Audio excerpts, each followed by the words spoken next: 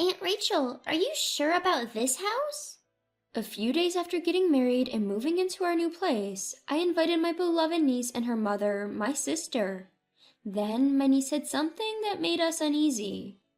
Hey now, kids shouldn't be messing with grown-ups. Scolded by my husband, who tends to get worried really quickly. But there was another reason why he was freaking out. My name is Rachel. I'm a 30-year-old pharmacist. I often look after my niece who lives nearby, and she has grown very attached to me.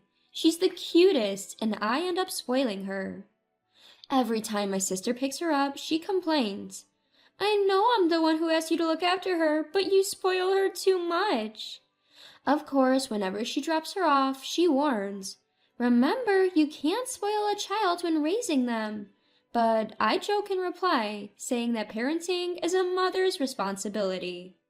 That's how things go every day in my life. My sister is a nurse, so she's busy most of the time.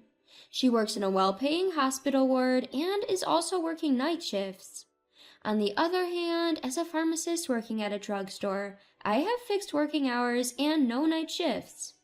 I'm off on days with no outpatient visits, and I don't have to be called in when the clinic is understaffed.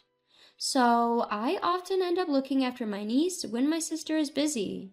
It might be because she's aware of her situation, but compared to kids her age, she is very calm and obedient. Girls are said to grow up faster than boys, but for her case, I think her family environment is the main reason. I've been spending time with her to make sure she doesn't feel lonely, but now she has me under her thumb. She's a quiet child who doesn't seek much attention, but she has this one ability that's hard for others to understand. For instance, when I tell her, "The park was empty today, wasn't it? Time flew by quick. Want to take a shortcut home?" She would give an eerie response saying, Rachel, Auntie, we shouldn't go that way. There's a bad thing. Let's take the long way around. And things like this happen often. What bad thing? I've heard that children have edged senses that allow them to see and hear things we can't feel, but is that for real? To be honest, I don't fully believe it. One day, a regular male customer at the pharmacy asked me out for lunch. When you hear a regular at a pharmacy, you might think he's sick, but that's not necessarily true. This man got injured while working, and he's just getting his treatment, so he's healthy overall. In the beginning, he visited frequently, and we casually chatted. His injury is healing well, and we were talking about him maybe not needing to come anymore, and that's when he asked me out for lunch. After a few lunch dates, he invited me out for dinner, and we had drinks at a rather fancy bar. Then I started to let my guard down with him and even shared some personal things about myself. It started to dawn on me that crossing that line into a relationship was just a matter of time, and then he proposed to me very passionately. I want to get married to you right now. I can't imagine my life without you, Rachel. Hearing him say that made me happy. I was overwhelmed by the realization that he needed me in his life, and I found no reason to reject him, so I accepted his proposal as if I was being drawn into it. Then, to my surprise, he picked me up in front of everyone, laughing like a child. I found that side of him charming. Furthermore, he suggested, "Let's have a ceremony just for the two of us, right now." He mentioned he knew someone in the bridal industry who could host and prioritize our wedding ceremony. While I was delighted, I still wanted to be blessed by our loved ones at our ceremony, so I turned down this suggestion. His disappointed face honestly made my heart ache. But I wanted our union to be blessed by others more than anything else, so I chose to stick with my decision. Even though he looked disappointed, he respected my feelings and withdrew his suggestion quite easily. That's also one thing I liked about him. The very next day, which was the happiest day of my life, I shared the news of our engagement with my older sister before she went to work. Seeing her joy, as if it were her own, made me relieved that I didn't have to rush to have our ceremony then. As I was happily recalling yesterday's events, he texted me saying he wanted to see me. When we first started dating, I remember him saying that he had a younger sister. However, I was surprised to hear for the first time that his sister was hospitalized at the moment. When I asked why he didn't tell me earlier, He explained that he didn't want me to accept his marriage proposal out of sympathy for him. He also pointed out the possibility of the opposite happening. I assured him that I wouldn't make decisions based on his sister's illness, and him softly responding, "I know," made me head over heels for him. But I still pulled myself together to stay in my senses. He showed me a picture of his sister and told me, "When I told her about you, Rachel, she said she can't wait for the day when she can call you Big Sis." I wanted to make my sister's wish come true as soon as possible. When he held my hand and said, "Let's become a family soon," I was yet again moved. But even if we aren't married yet, I wasn't against the idea of being called Big Sis by his younger sister. I wanted to visit his sister, who was in the hospital, before getting married right away. However, when I told him this, he said, "After I visited her the other day, her condition worsened and the doctors limited her visitation." "Is it okay for you to be seeing me right now in a time like this?" I asked. He responded by pulling out a charm from his jacket pocket. "All I can do is pray for my sister. I stopped by the church before I came here to see you, Rachel. There's nothing I can do besides praying for her. Damn it." He expressed his frustration.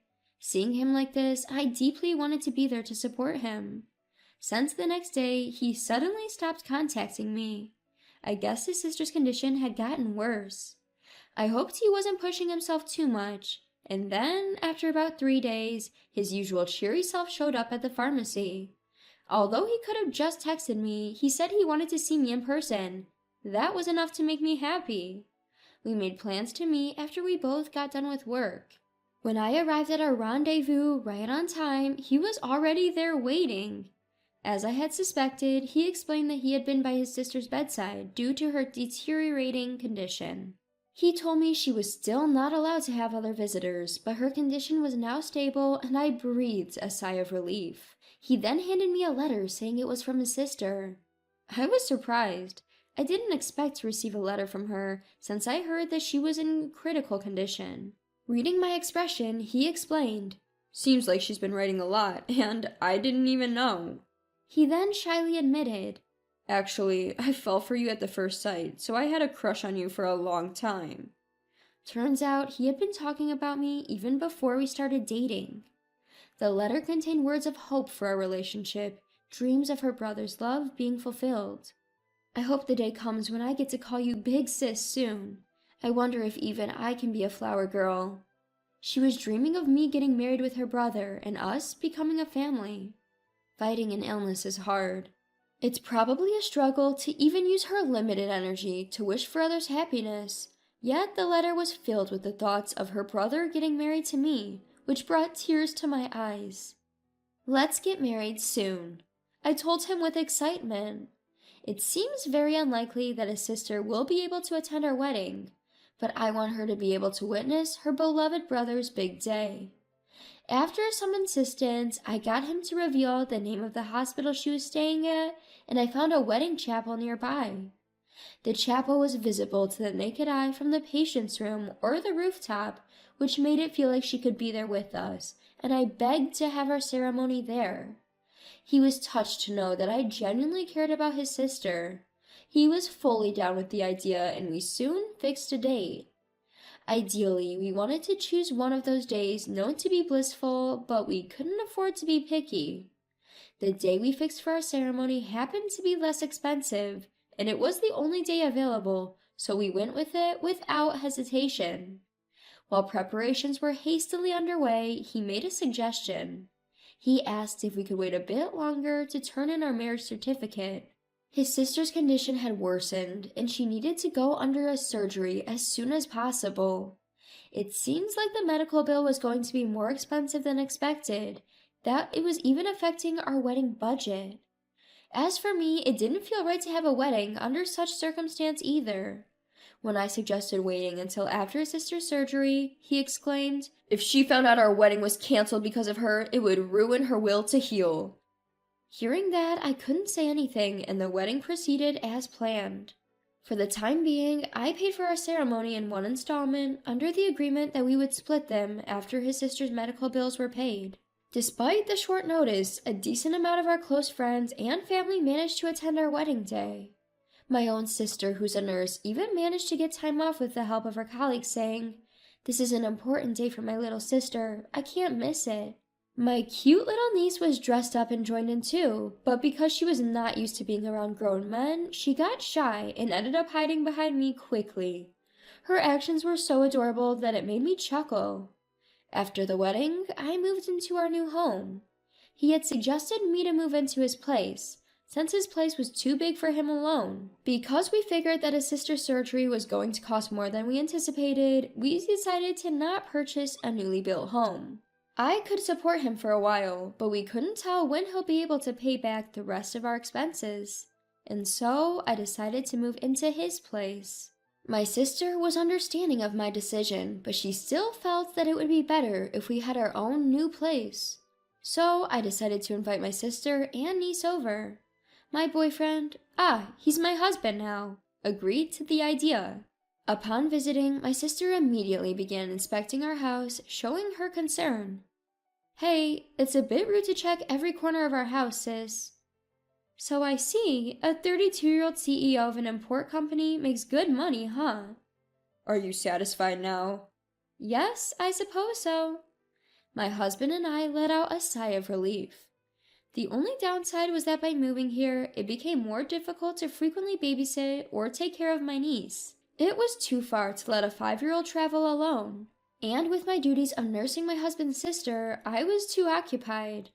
That's when my niece, out of the blue, said something eerie. Rachel, I think you should leave this house. Huh? Because another woman is already living here. Hey, even if you're a kid, there are things you should and shouldn't say. He angrily turned towards my sister, questioning her parenting. "Can you perhaps see her?" When my niece nods yes, my husband's anger seems to dissipate into fright. "My niece is quite sensitive. Perhaps you're not good with this kind of thing." No, that's not the issue. Kids shouldn't be messing with grown-ups. I'm not messing with you. It's someone you know really well. A woman with her black hair always tied back, thin eyes, slightly overweight, with a mole near her eyes. My husband's face turned pale. He's clearly scared, but it seems like there's something more to it. What confirmed my skeptics was my niece's following question. What's your real name, Uncle? You use so many. Have you forgotten it? Even trembling, my husband raises his voice. You little brat, don't spout nonsense. Hey, don't yell at her just because you're scared. Shut up. My husband shoved me away. He seems more than just panicked with fear. Even if what my niece says is strange, in the end, it always turns out to be true. My usual gentle husband wouldn't change this drastically without reason. I can't shake the feeling that he's not just reacting out of fear. I whispered to my sister and asked her to check inside my husband's bag. In the meantime, I decided to give up for the time being to get my husband's attention. "I'm sorry, my niece was out of line." Huh? It's okay as long as you get it. Dang, my precious day off got ruined because of all this. He glares at my niece, but she's not bothered. She simply looked away with a stoic expression. "Oh yeah, you have a long business trip starting tomorrow, right?" As I used soothing words to placate my husband, he gradually calmed down, and the topic of conversation shifted to stuff like what he should bring back for souvenirs. However, we didn't get to discuss the details of the souvenirs. The reason was, the name on the driver's license my sister found in his bag was a name I didn't recognize. Furthermore, she found multiple phones from his bag. "Rachel, your guy's probably sketchy. Aren't these burner phones?" Burner phones? The kind used in scams and such? Exactly. Registered under someone else's or even false names. It's illegal. And what if it is? Thanks to that, Rachel's been eating well and enjoying fancy dates, hasn't she? He said it as if I was his partner in crime. Cut the crap! My sister is nothing like a piece of trash like you. There's a woman clinging to him, like she'll never let him go. What? Watch your mouth, kid. Even if you try to scare me, I won't fall for it again. It seemed less out of fear and more like he was brazen now that his true identity was starting to be exposed. But the fact that he was not trying to escape showed that he was confident in not getting arrested. Perhaps he was even inwardly laughing, so assured he seemed until the moment his world came crashing down. That moment came when several policemen burst in shouting, "Police!" and surrounded him. My sister had already found the driver's license before she told me. She had called the police before telling me, and all our conversations had been overheard by them since. There had already been several complaints filed by different women. The man's description matched those provided. The police were eager to catch him in the act if possible, and the situation was ideal. My sister didn't want to let them escape and wanted to protect me. It was a miraculous arrest, with our interests aligning in an instant. Since we hadn't formalized our marriage, the man I had thought of as my husband was now just a man being firmly taken away, and I could only watch in stunned silence. Later, during the police interrogation, he seemed to resign himself, or perhaps calculated that confessing would lighten his punishment. Without causing any further trouble for the police, he spoke surprisingly honestly. It seemed he intended to commit marriage fraud against me and bleed me dry. That was probably for the medical bills for his non-existent sister. He had also confessed to killing a woman he had previously dated during an argument. The argument had been over his true identity being exposed and her threat to report him to the police. Although he was frightened when my niece spoke up, he didn't seem to fully believe her, so I could understand why he confessed that as well. I learnt this all from the police. The night he was taken away, he woke up in the cell, choking with long hairs entwined around his neck. He confessed his wrongdoings, fearing he'd be cursed otherwise. When I asked him, "Is it true about the hair?" he laughed and said, "Of course not." He insisted he had finger marks around his neck, but apparently he was the only one who could see them. It seems that some people, when they've committed a crime, occasionally can't bear the guilt and resort to escapism. Yet, remembering the image of the woman my niece had described sent chills down my spine. As the investigation proceeded, according to the man's statement, a woman's skeleton was discovered in the woods. It made the news, and when the woman's photo was released, it was just as my niece had described. My sister and I were filled with renewed fear. The man's fraudulent activities were also reported in the news, and more victims started to speak up. It seems like his list of crimes is only going to grow. The man was sentenced to severe punishment behind bars. Inside, he is said to be terrified of the woman's spirit every day. I was simply astounded at my lack of judgment, having once decided to marry such a man. The trial for the incident in which I was victimized has ended, and I am finally free from everything. However, I've had enough of marriage. I moved back near my sister's house, so I'm still looking after my niece.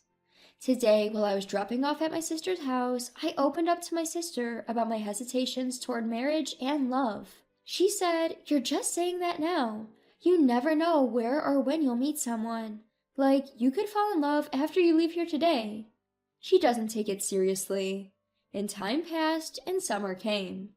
Every year, it's my job to take my niece to the local summer festival. This year, as I was walking hand in hand with her, who was dressed in her new sundress, a man walking in front of us dropped his wallet. I picked it up and tried to call out to him, but it seems my voice didn't reach him due to the loud surrounding noise.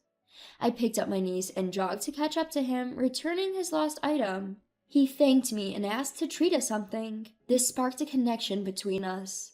In the end, the three of us had a blast at the fair that day. You're lucky, Rachel. You've been tied to this man before you were even born. What? Hey, what are you saying? Oh my. I blushed deep red at her words, which seemed to make him blush as well. You never know where love will find you. My sister's words flashed in my mind. As fireworks lit up the night sky, I had a feeling that a new romance was on the horizon.